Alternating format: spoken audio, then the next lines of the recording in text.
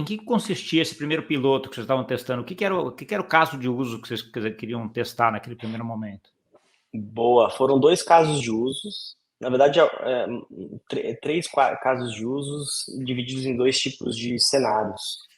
Os casos de usos, então, eram restaurantes, buffet, restaurantes de pedido e bares, e supermercados, então esses 3 casos de uso.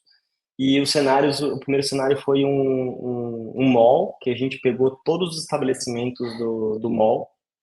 Era um mall pequeno de Florianópolis, estavam falando aí de mais ou menos uns 20 varejistas, botamos o dispositivo em todos eles, para entender a questão do efeito de rede dentro desse processo, o quão seria cômodo para o usuário pagar em um estabelecimento, dado que ele já pagou em outro e vice-versa, então fazer um pouco mais a recorrência aumentar, e a gente provou bem isso.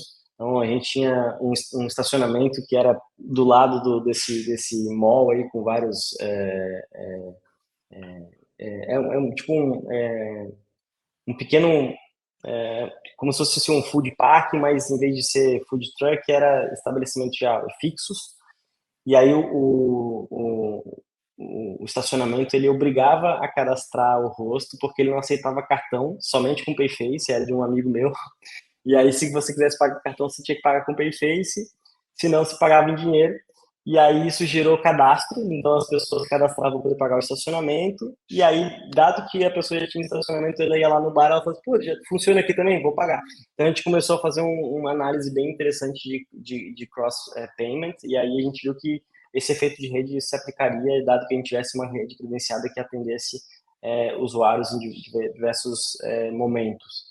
E aí a segunda jornada de supermercado foi uma jornada que ela é justamente o contrário disso, é o efeito de você ter pouca rede credenciada, mas um lugar único em que você vai várias vezes, que atrela programa de fidelidade, e que tem um padrão de expansão.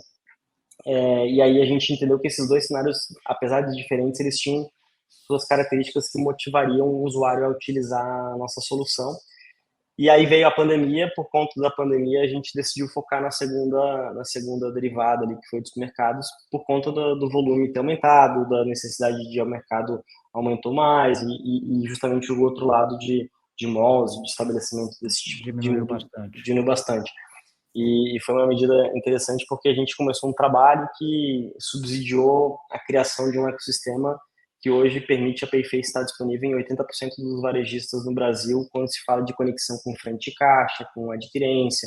Então, hoje, quando se fala de supermercado, a Payface ela está apta em cada 10 grandes redes de mercados, aí, médio para cima, a gente, em cada 10, 8 a gente já está disponível plug and play, digamos assim, já integrado na frente de caixa, com todas as integrações Entendi. feitas.